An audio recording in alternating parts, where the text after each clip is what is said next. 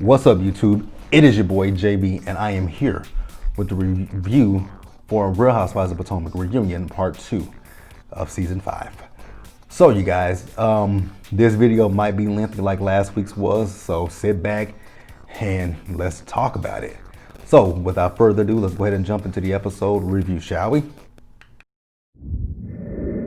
All right, you guys, so before I get into my notes, I want to discuss some things that I've saw over the weekend dealing with Real Housewives of Potomac and the reunion, the aftermath of the reunion. So we all know what happened last week's reunion when Monique went to her binder and, she was talking about, the situation with Jamal. Now, I talked about it in the week's hottest topics about Jamal going on his live about Monique and her claims about him. So then yesterday, my cousin, she sent me a text message literally as I was giving me something to eat and I was heading home. And it was a video from a YouTuber by the name of Sherelle's World. I'm not familiar with her, but I clicked on the video. So I guess it was a live that Sherelle had did with someone else. I didn't catch his name, so my apologies.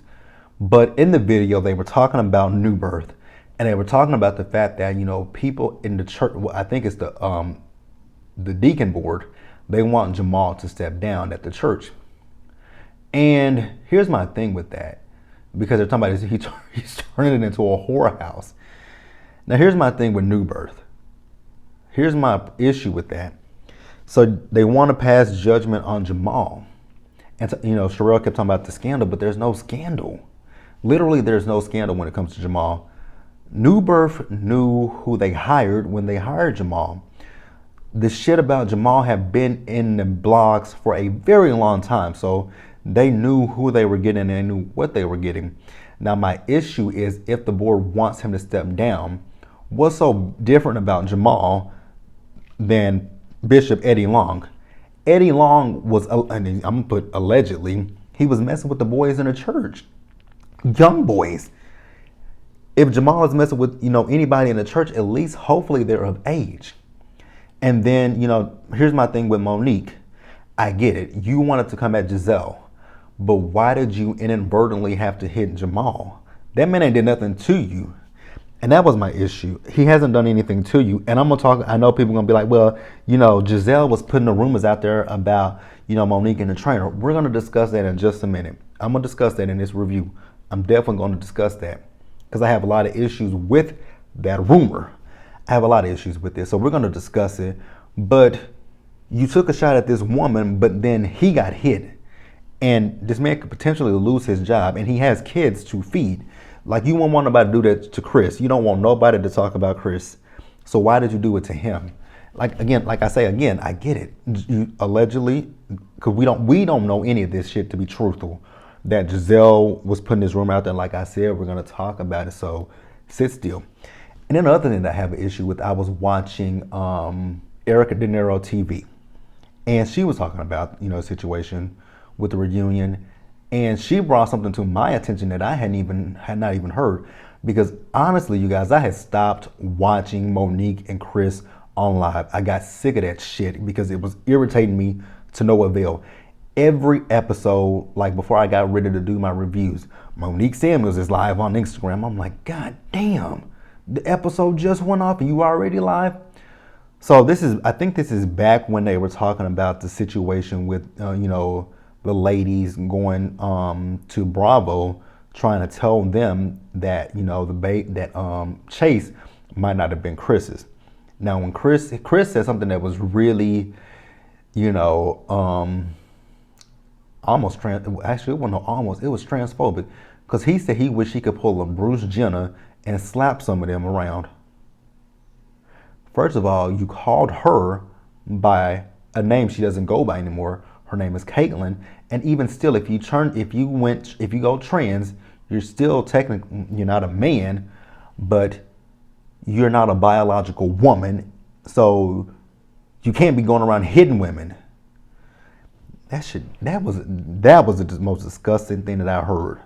He wished he could be like Bruce Jenner and slap them tricks around. The fuck? Nigga, do you want somebody to slap your mom around? I don't think so. But let's move on. Let's get into this episode because that was disgusting. All right, you guys. So the episode now it picked up with, the aftermath of, Pastor Holy Whore. Now I will say that was kind of funny. So it picked up with that, but I still don't agree with her, doing that, bringing him into a situation that he didn't ask to be brought into. So they're asking Giselle, what does she think? She really can't. I mean, it ain't much she can say. I mean, she did say that, when she came on the show, she said, which she did, she said that Jamal had cheated on her in the past. And so they asked her, like, so if these rumors are true, how do you proceed? She says, if he is cheating on me, we'll cross that bridge when we get there. I'm like, really? Okay. I mean, hey, that's on you. If you want to work it out with him, even though I still don't believe the relationship is real, but hey. And then she also places a little bit of blame on herself about the communication. I'm like, nah. Watching that episode with you two, there was no chemistry there. I don't care. You can say whatever you want to say about the communication, but there was no connection. It felt like two homies, like a homie dropping like I'm taking one of my I'm taking one of my friends to the airport. I'm like, see you when you get back. That's how that shit felt. But hey, if Giselle likes it, I love it. Next, we move over to Ashley and Michael. So Michael is not at the reunion because Ashley said he went to a friend's wedding in North Carolina because they thought that the reunion was going to be the following week. Or I don't care. Who cares? So, some viewers asked the questions about, Ashley's postpartum. How long did it take her to get over it? She said about 6 months. And then they asked her how long did it take her asshole to heal. She said that took months to heal. So then, someone asked a question about Wendy when they were at Monique's lake house. And Wendy just felt some type of way because, she saw baby Dean and it just made her think about her baby. And she just kind of felt a little bit of shame, a little bit of guilt. I never had an issue with Wendy in that situation. Now, I will say Ashley makes a lot of excuses for Michael because they bring up him cheating and all this kind of stuff.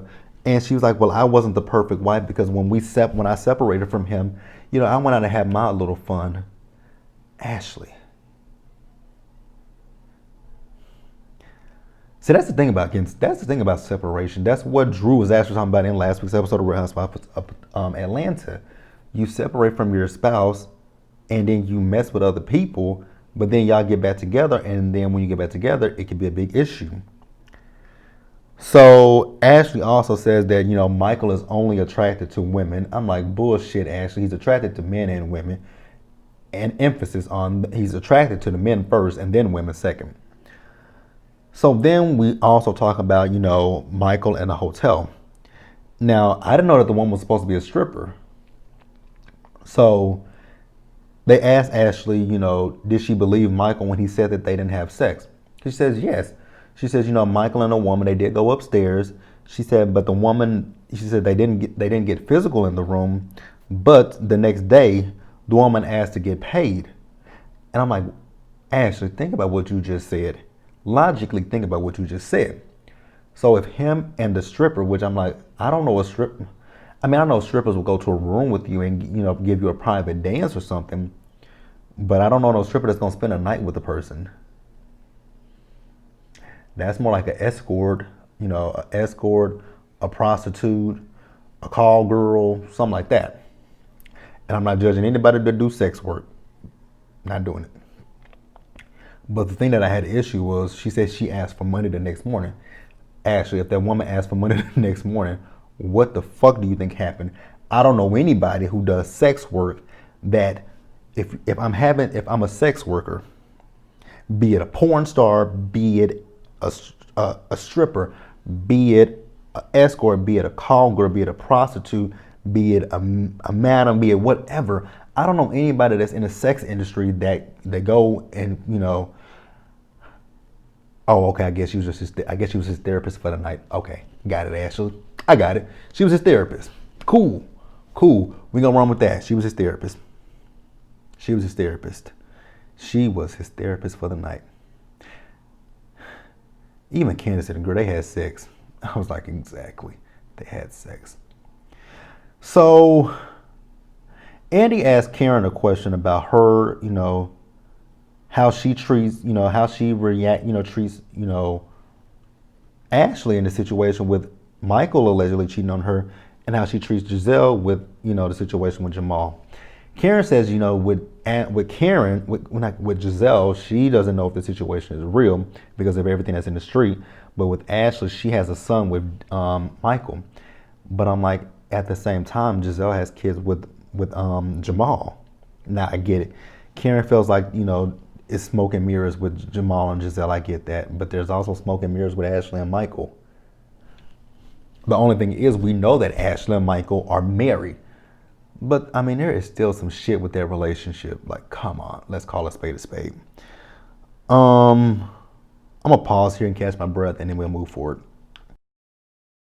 All right, you guys. So next, Andy. So he brings up the video that we all saw recently about Michael back in season 1 when he grabbed one of the producers' ass. So once again, Ashley is defending it. She said that the producer was super flirty with Michael, and they had that type of relationship. And she said, you can even ask him, the producers. And Andy was like, well, we did ask the producer. And he said he felt like he said it was unwarranted, it was not consensual, and he was very mortified. And Ashley was like, well, that's funny, because he always called Michael Zaddy. I was like, he called Michael what? Who would call Michael Zaddy? From what I know about the term Zaddy, it's actually, I don't know much about the term Zaddy. I don't really know much about that term. I see it a lot. I think, if I'm not mistaken, correct me if I'm wrong in the comment section, you guys, but Zaddy is like for a man that is, I guess you guys would call Juan Dixon Zaddy. Let me know in the comment section. You guys would call someone like Juan Zaddy. You guys would call someone like, who else? Maurizio. If you guys watch Housewives of Beverly Hills, you guys would call someone like Maurizio Zaddy. You guys would, hell, I would even go on a limb and say you guys would probably call, no, I don't know. Maybe, I don't know. I don't know if people find Todd attractive, but Todd, Candy's husband.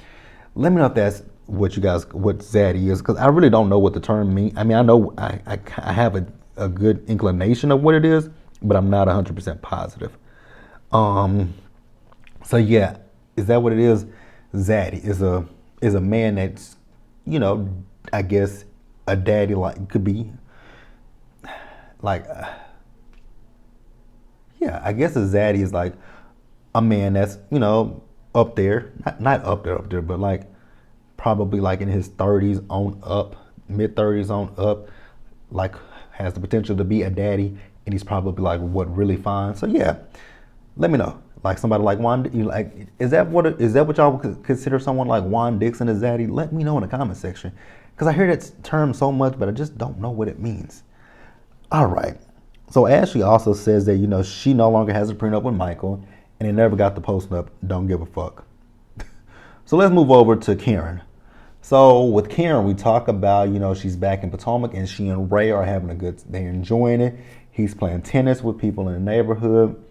So, Andy asked Ashley and Giselle, what was it like when they were in Surrey with Karen? And they said, when we were in Surrey with Karen, we felt like we saw the real Karen outside of, what we see on a television show. So then, we talk about Karen being drunk. And then Robin asked her, when she mentioned her drinking the Fireball, why did she get so dismissive? Karen said, Robin, I wasn't dismissive. I was hungover. Karen, you were dismissive, love. Love you, but you were dismissive to that woman. So then Andy asked the question of Karen, does she have a disdain for Ray's dick? She says no, and she didn't like hearing that. So then he also mentioned, what she said at the lake house about, Ray, about the taxes. She said, when she got back home, she told Ray everything that she said. And he said, well, how much do I owe you? And she said, after I thought about it, she said, I was very spoiled as a wife. And if I have to say it now, Ray doesn't owe me a thing. And, then Andy calls bullshit on Karen about her persona on the show. I mean, we all know Karen has, from season one through season, actually season 1 up through at least season 4. No, season 1 through at least season 3 with them tax issues. Cameron was put on the fucking front. But, once them tax issues happened, she kind of had to, let that guard down a little bit. And, she said that, all the stuff that she did, because Andrew, like, when we would be on these reunion stages talking to you, it would be almost like pulling teeth. And she said she was doing that because her parents were watching. So when people were asking about renting the house, you lied because your parents were watching? Cool. I guess, Karen, it is what it is. But Karen, you still lie to this day about little stuff. But I love you nonetheless. Let's move on, you guys, and wrap this episode up. All right, you guys. This shit that I've been dreading. This Monique and Candace situation. So, before we actually got into the fight, we addressed the rumors that circulated. So, here is my dilemma with the rumors. So Monique says that, so actually Andy asked Monique back at the lake house when Chris brought that bottle out and, put it up to his mouth. He asked her, was she offended? She says no. Hey, if she wasn't offended, why should I care? So then she addresses the rumor. So Monique says that this thing was a 2-year ordeal dealing with an old friend we all know, Gigi. And she says that Gigi went to each cast member. She sent them text messages and Gigi was trying to get on the show. But Monique, Gigi had already, she wasn't, okay, I get what I get what she was saying. Either Gigi was trying to come on the show as a friend of the Housewives or a full-time housewife. I got that. But Gigi had already been on the show, and even on, I think, Gigi's Facebook, she said she was cool with one of the producers. So if Gigi really wanted to get on the show, if she was cool with the producer, then she probably could have talked to that producer, and that producer could have test shot with her. Because, that's what they do every year. They add some women to the mix to test with you guys and see if they fit the mold with you guys. And if they do, they give them, they hold a champagne flute. So it is what it's interesting. Because here's my thing with the rumor. If it's just that, a rumor, why did Monique put so much into it? Like if somebody spreads a rumor about me that's completely false, I will address it one time. I'll tell everybody like, yo, I know that this rumor is going around about me. It ain't true. So let's dead it and leave it at that. So it just makes me wonder if there is some validity to this rumor. I'm not saying that Monique had a baby with the trainer and, she got pregnant by him and she had, these are their words, not mine, an abortion. I'm not saying that. And even with Gigi on her Facebook page, Gigi said that she told Chris just to watch the trainer. And Gigi said that Chris had already had some intuition about, something might have been going on with Monique and the trainer. So I'm not saying that I'm not saying that, that anything inappropriate happened. I'm just saying that maybe they were a little bit flirty with each other. I'm not saying that they had an inappropriate relationship or anything like that. I'm not putting that out there. But what I am saying is I think there is something there. Because if this was just a rumor, why is Monique going so hard about it? That's my only question. Why is she going so hard about it? I'm not saying I'm not saying that it's true. I just want to know, why is she putting so much effort into it? If it is in fact a rumor, because there was a rumor that was spread about me a long time ago. I dead the rumor. I killed it because it was a rumor. I killed, especially if you can prove shit to people that it ain't true. Dead it. So yeah. Now, here's another thing that got to me. Well, not got to me. It doesn't add up to me. So this rumor, she's known about it for 2 years prior to the reunion, and she said that this rumor, this stuff happened after Andy's baby shower, which we all know happened in 20. When was Andy's baby shower? His son is about to be 2. So this happened in 2019. He revealed in 2018. that he was having a baby. And the baby shower was in 2019 because Candy was in the Celebrity Big Brother house. I remember it verbatim. Because I was like, oh, Candy missed it because she was in the Big Brother house. And even on the show, on the reunion show, they said that it was 8 months prior to season 5 filming. So my real question to Monique is, if you knew about all this stuff, why did you then come on to this season and be chummy, friendly with Giselle? If you knew that Giselle was allegedly going around trying to bring this rumor up, why would you? I get it. We filming with her because of our job. I get it. It's your job to film with her. But you ain't got to be buddy with her. Oh, I forgot to mention that. When they were talking to Karen, I think Monique sometimes she just might want to zip her lips. Because I could tell Andy got a little bit offended by this one comment that she made on the reunion stage when they were talking about, how their men handle them, being on this show and having a little bit of money. Monique said, oh, that little check, Child Chris make more than that. I was like, did she really just say that? So basically what you're saying is you don't really need this check like that. Because, Andy's face was like, oh, so Chris still makes that amount. She's like, yeah, his stock portfolio. Monique, ooh. I was cringing. But yeah, Andy was like, but Monique, it was never brought to the show. And I know people on Twitter were talking about, but Giselle mentioned it in her interview, so it was brought to the show. Technically, it wasn't brought to the show. The only thing that was brought to the show was the trainer situation. That, Monique and the trainer were, a little too close for comfort because Big Boy, Big Boy didn't like that. That's all Giselle said. Giselle never mentioned, the fact that, Chase might not be Chris's. Giselle never mentioned the fact that, the rainbow baby was allegedly the trainer's. Giselle didn't mention any of that. Monique mentioned that on her live. So yeah. So then we discussed the fight and they showed show all the events leading up to it. Now here's the thing that I'm still puzzled by. So Monique has this issue with Charisse. And, she went to Ashley's baby shower. Charisse was there. She took a picture with Charisse at Ashley's baby shower. And she's like, oh, well, that was just us doing something for RHOP. But when Charisse was at Candace's, anniversary party, that was also for RHOP. But you didn't have an issue with her at the baby shower, but you had this issue at Candace's anniversary party. I just don't understand it. It doesn't make sense to me.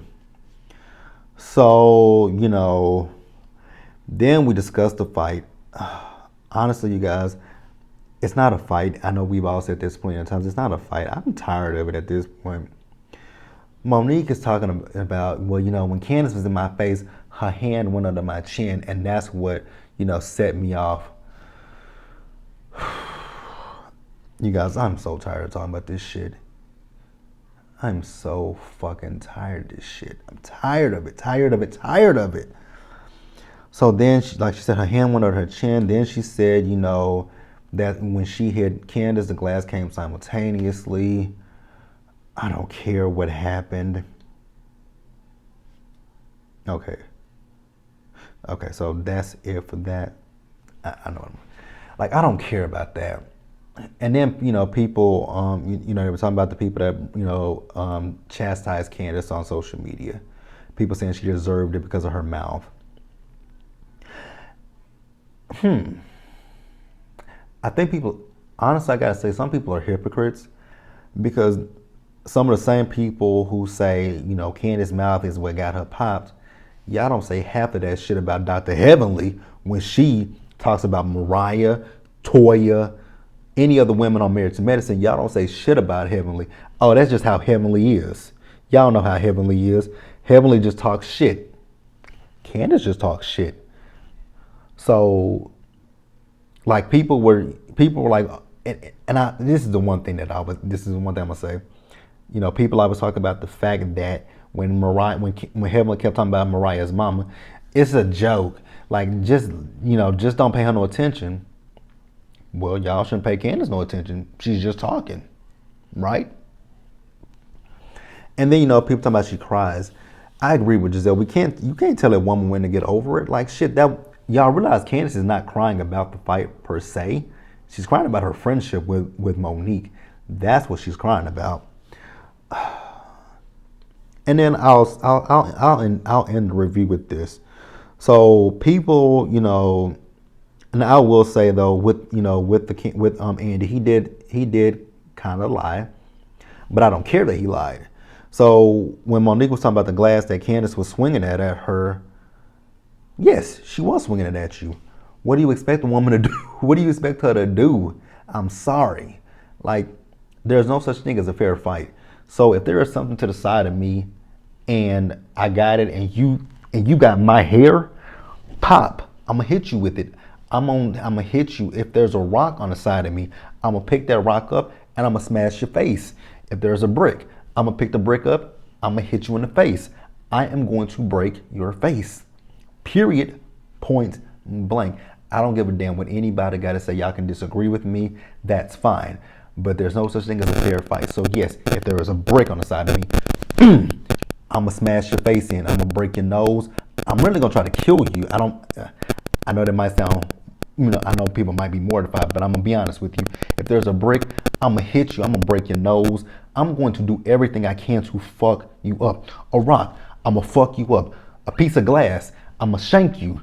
A knife, shank you. If there's a gun, I'm not touching that. But anything that's within arm's reach for me to grab to hit you with, you better believe you getting hit with it, and on top of my fist, you getting hit with that shit too. It is what it is. Like, have y'all never watched the Bad Girls Club? Like, go back and look at season 6 of Bad Girls Club when the girl Wilma was fighting Nikki. Wilma used a goddamn lamp to beat Nikki's ass. And people was cheering that on. People was cheering that on when Wilma grabbed that motherfucking lamp and was beating Nikki with the lamp. But Candace can't have a glass in her hand? Hypocrites. Hypocrites. Because I know most of the people who watch this show that are my age, y'all watch Bad Girls Club, and I know y'all cheered that shit on. But you guys, that is a review. Leave your comments. We can agree to disagree in the comment section. If you guys disagree with me, that's fine. I love you guys nonetheless. If you guys agree with me, I still love you. But yeah, share this video. Always, you guys stay safe out there. Take care of yourselves. Wash your hands. Wear your mask. And I will see you guys in the next one, which is Power Book 2.